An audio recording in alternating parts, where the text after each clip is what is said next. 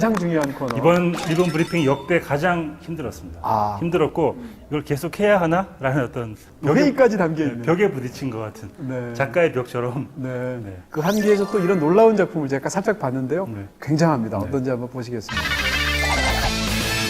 짐작할 수가 없는 이게 무슨 그림인가요? 제가 롱테이크에 대한 개념을 뭐 정확하게 알고 있지 못하지만 한 작품에서 롱테이크가 어떤 효과를 내는지 그리고 작품 전체에서 어떤 영향을 미치는지를 좀 생각을 해보다가 이 사람입니다. 사람처럼 안 생긴 거 네네. 보시면 사람 눈높이죠. 네. 카메라의 높이가 어떻게 해서 테이크를 따라가는지를 제가 조사를 해봤습니다. 그래서 제가 가장 극단적으로 이제 악의 손길, 네네. 오스웰드 작품은 네. 굉장히 유려합니다, 카메라가. 그렇죠. 이 가슴께부터 카메라가 시작하여서 인간의 시선보다 약간 높은 곳에서 계속 카메라가 유지가 돼요. 부감. 네. 약간 높은 정도에서 계속 카메라가 이어지면서 네. 이 작품 전체의 어떤 높이를 만들어주고 있는 것 같고요. 네. 플레이어와 북이나이트 같은 경우에는 굉장히 인간의 눈높이에 맞춰져 있는 숏들이 많고요. 네. 딱 하나 이 플레이어에서 네. 바닥으로 떨어지는 장면이 뭐냐 하면 엽서가 땅에 떨어지는 장면이 있어요. 그렇죠. 그 엽서를 찍기 위해서 카메라가 땅으로 떨어지는 거 말고는 대체로 인간의 시선의 높이에 있다. 그리고 또 하나 스네이크 아이즈 같은 경우에는 네. 권투 경기장인 지하에서 벌어지는 얘기들이 많습니다. 네네. 그래서 그렇게 가다가 갑자기 지하로 내려가는 어떤 시선의 높이가 말하자면 스네이크 아이즈는 밀실과 폐쇄에 대한 이야기이기 때문에 네. 카메라가 한 번 떨어지고 난 다음에 계속 이어진다는 어떤 이런 기준 그리고 보시면 아시겠지만 그래비티 같은 경우에는 우주에서 일어나는 우주에서요. 일들이잖아요. 그래서 이 카메라의 높이가 어떻게 테이크를 만들어내고 전체적인 영화의 분위기를 자아내는가를 이 시선의 높이로 한번 제가 정리를 해봤습니다. 뭐 거의 뭐 중베스키가 온 것 같아. 루베스키가 아니라. 야, 어떻게 이런 또 전문적인. 더욱 선을 그리고 싶은데 네. 간략하게 이제 만들어 놀랍습니다. 그 카메라의 높이에 따라서 과연 이것이 그래프로는 이렇게 표현되는데 실제 영화에서는 어떻게 되실지는 이제 화면을 보시면서 저희가 설명을 드리면 아실 수 있을 것 같고요. 야, 진짜.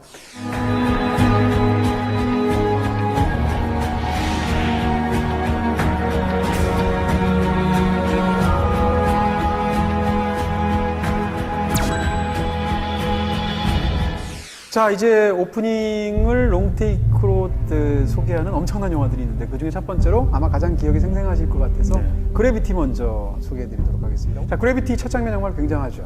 네. 보는 순간 네. 압도되어서 거의 한 12분 동안 이 지속되는 순간 숨을 멎게 하는 장면인데 저는 그런 생각을 해봤습니다. 네. 왜 오프닝부터 롱테이크를 쓰는가? 바로 그겁니다. 네. 네. 왜냐하면 영화라는 건 시간의 예술이잖아요.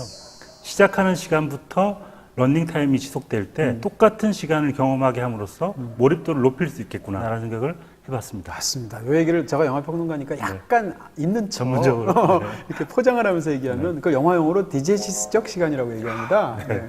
디제시스적 시간이라는 건 뭔가 하면 그 영화의 그 프레임 안에 들어가서 그 안에서 흐르는 실제 시간. 네. 다시 말해서 영화 속에서 지금 롱테이크 한 12분 정도 흐르잖아요. 그렇죠. 그럼 영화 속 인물들은 12분 동안 그 일을 겪은 거지 않습니까? 그게 이제 디제시스적 시간이고 비디제시스적 시간이라는 건 뭔가 하면 그 바깥에서 관객이 체험하는 시간. 근데 관객도 역시 그걸 12분으로 체험하잖아요. 그렇죠. 그러니까 어떤 영화가 한 인물의 80년간의 이야기를 2시간 동안 다루다고 하면 디제시스적 시간은 80년입니다. 그리고 비디제시스적 시간은 2시간인 거죠. 네. 근데 이 두 가지는 차이가 대부분의 영화들이 있는데 롱테이크를 많이 쓰면 쓸수록 격차가 줄어들게 되고 그렇죠. 심지어 이런 영화에서 12분 동안은 비디제시스적 시간과 디제시스적 시간이 정확히 일치하게 되죠. 네. 그래서 사실감이 생긴다 이런 얘기를 지금 사실은 네. 해주신 겁니다. 그걸 제가 이제 포장을 한 겁니다. 잘 알지도 못하면서 이렇게 아니 정확하게 지금 짚어주신 네. 거예요. 이거 그냥 막 쓰다가 맞춘 거예요? 아닙니다. 네. 네, 정확하게 찌르신 거고 네. 이 장면을 먼저 잠깐 설명할 필요가 네. 있겠죠. 지구 바깥에서 우주 공간에서 이제 허블 망원경을 수리하는 일을 네. 우주에 처음 나가는 라이언 박사가 하고 있죠. 같이 일하는 사람이 이제 맷인데 이 사람은 베테랑이니까 우주에 너무 많이 나왔으니까 처음부터 계속 수다를 떱니다. 네. 그렇게 한가롭게 작업을 하다가 갑자기 저 멀리 있는 러시아 위성이 터지게 되고 그 파편이 잔해가 날아옴으로 인해서 이들이 갑자기 큰 위기를 겪으면서 사고가 시작되는 장면이 단 하나의 쇼트에 커트 한 번도 없이 12분 동안 지속되게 되죠.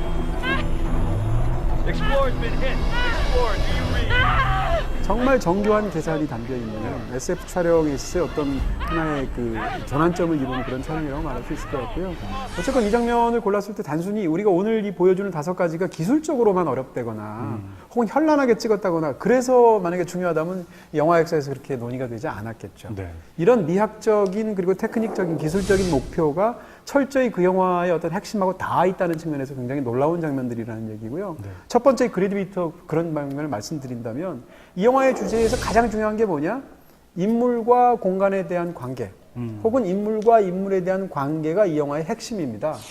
이 영화에서 시작에서 보면 라이언 박사가 이 우주로 작업을 하기 위해서 나온 이유가 뭔가 하면 지구가 싫어서 지구가 싫은 이유는 거기서 자기 딸이 죽었기 때문에 자기가 딸이 죽고 사람들이 위로하는 소리도 막 듣기 싫어서 라디오를 들어도 DJ 멘트가 없는 음악 전문 방송만 들었어요.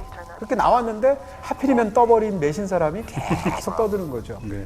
그러면 이 주인공인 라이언 박사 입장에서는 어떨까? 그 말을 하나도 안 들으면서 곁다리로 들으면서 작업을 하지 않겠습니까? 관객이 똑같습니다. 이 장면을 딱 보면 영화를 보면 관객이 예열할 시간이 필요한데 별 중요하지도 않은 수다를 계속 떠듭니다. 심지어 휴스턴에서는 그 얘기 옛날에 했던 얘기라고 그 얘기를 하죠. 그렇습니다. 바로 그런 의미에서 관객 입장에서도 그 얘기가 대체 무슨 얘기인가 이렇게 하고 심드렁하게 듣게 되는데 그게 주인공의 상황하고 똑같다. 네, 저는 이 시나리오 영화를 보면서 영화와 시나리오를 생각해 볼 때 정말 잘 만든 시나리오라는 생각이 드는데 네네, 말씀해 맞습니다. 주신 것처럼 앞쪽에 그 조지 클루니가 얘기하는 부분이거든요. 근데 그게 영화와 상관이 없어 보여요. 처음에는 정말 수다스럽고 그렇죠. 그냥 아무 얘기도 아닌 것 같은데 네. 소설 작법에서도 어떤 중요한 주제를 뭐 주제라고 밑줄을 쳐가면서 쓰는 대사들이 있잖아요. 그런 대사들은 사실은 다 쓰레기들이거든요. 네네. 아무 얘기도 아닌 것처럼 얘기하다가 나중에 그 이야기들이 중요하게 되는 그 떠벌이 같은 그런 이야기, 수다의 향연들이 저는 정말 중요한 대사인 것 같은데 이 영화에서 초반에 나오는 대사들은 정말 압도적으로 잘 만든 대사인 것 같습니다. 그 제목이 그래비티잖아요. 중력이잖아요. 영화가 딱 시작하는 이 롱테이크 첫 장면에서는 중력이 없는 상황에서 벌어지는 일이고 중력이라는 건 타인과 타인 사이의 관계, 사람과 사람 사이에서 서로 끌어다니는 관계 혹은 공간, 여기서 공간이라는 것은 지구죠. 네. 지구는 다시 말하면 삶의 터전 자체 같은 거거든요.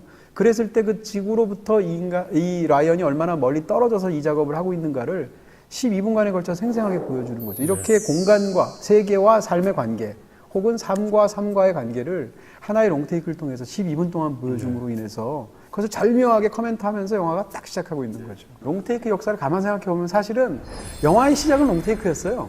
그렇죠. 최초 영화를 생각해 보시면 기차. 류네르 그렇습니다. 기차의 도착이라는 장면 한번 생각해 보세요. 영화를 보면 그 영화에는 편집이 없습니다.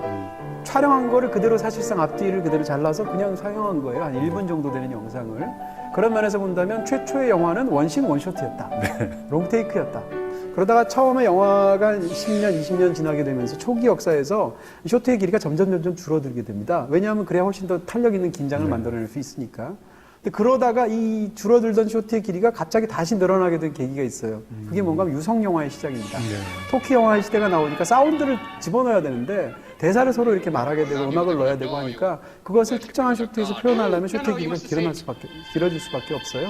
30년대에 다시 쇼트의 길이가 길어지다가 최근에 오면서 점점 특히 블록버스터가 되면 짧을수록 우리는 훨씬 더 자극적으로 보게 되잖아요. 네. 그래서 4.7초까지 줄어들게 된 거죠. 어쩌면 VR의 발달이 롱테이크에 또 다른 변화가 생길 수도 있겠는데요. 그럴 수 있겠는데요. 네. 롱테이크를 자극하는 방식으로 진행될 수도 있겠다 그렇나요? 싶은 생각도 네. 있고요.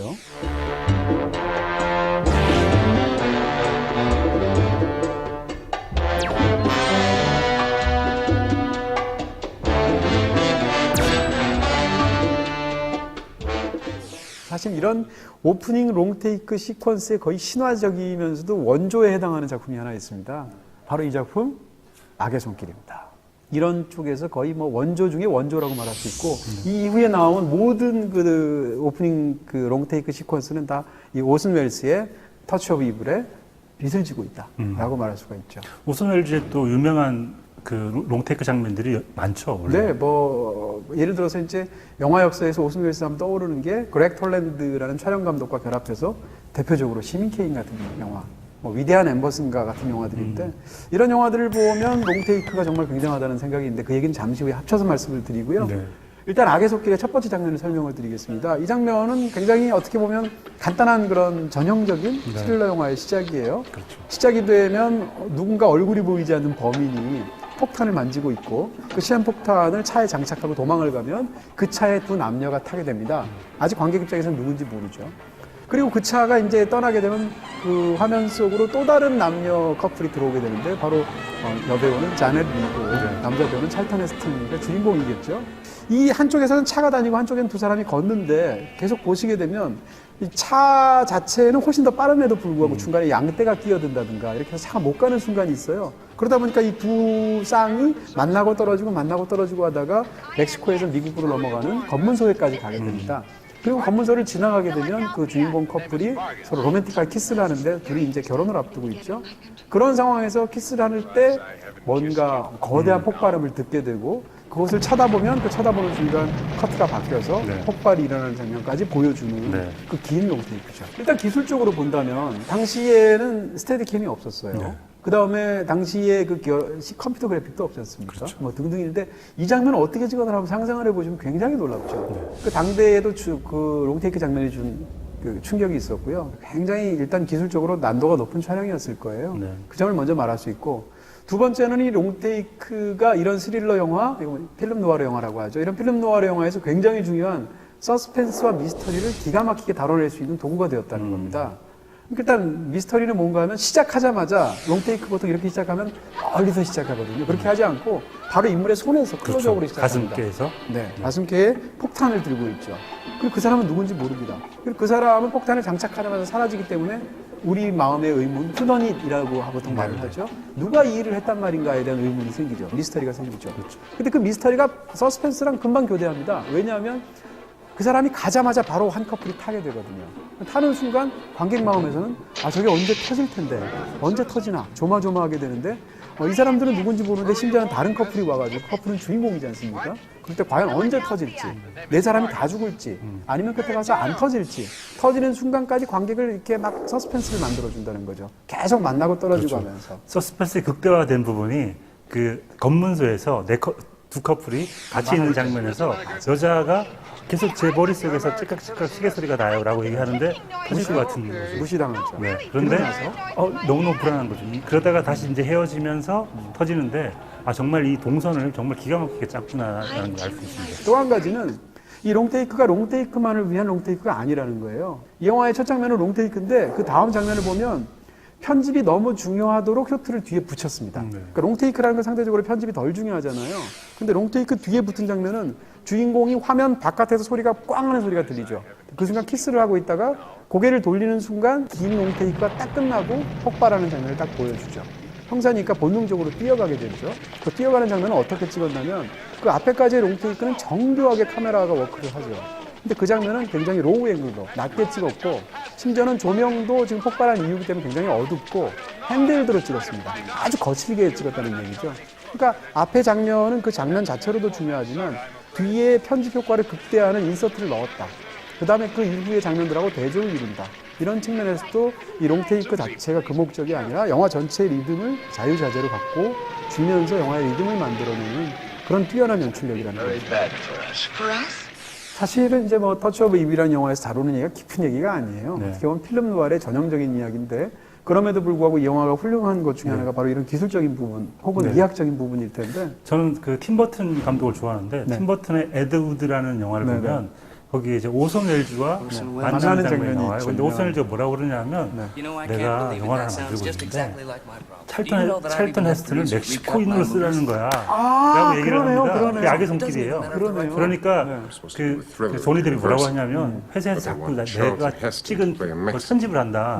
그러니까 난 이런 경우라고 오손 웰즈 얘기하니까 조니 뎁이 그런 데서 찍어야 합니까? 라고 물어보죠. 그러니까 오손 웰즈가 작품이 좋으면 찍어야지 라고 얘기를 하고 찍은 작품이 바로 이 작품이네요. 이 작품이죠. 네, 지금 뭐 야, 근데 진짜 연구 많이 해오셨네요. 기본적으로 아는 거 아닙니까? 시원하다. 이 영화가 사실은 후반 말씀하신 것처럼 나중에 수많은 영화들에 많이 이제 인용이 되기도 하고 어떤 오마주의 대상이 되기도 하는데 제가 기억나는 거는 가장 비슷했던 건 LA 컨피덴셜의 어떤 그 플롯이나 이런 걸 그렇습니다. 흡수했던 것 같습니다. 네, 직접적으로 영향을 준 작품이 정말 많고요. 네. 어찌됐건 이런 전형적이라고 당시 사람들은 폄하해서 깔아뭉갰던 필름 누아르 장르 속에서 이런 굉장한 장면을 통해서 새로운 어떤 영화적인 공간을 만들어내는 방식의 어떤 혁명적인 변화를 갖고 왔다라고 네. 말할 수 있고요. 그런 면에서 이 영화는 사실은 영원히 기억될 그런 작품이라고 말할 수가 있겠죠. 그 이야기 자체도 재밌더라고요. 다시 보니까 원형 같은 게 있어가지고. 필름 노아르의 역사를 얘기할 때 보통 40년대 초반에서 50년대 중후반까지라고 말하는데 그 50년대 중후반까지라고 말하는 영화가 바로 이 영화 때문입니다. 어떻게 보면 필름 노아르 시대의 어떤 황혼을 장식했던 마지막 영화라고 말할 수가 있겠죠.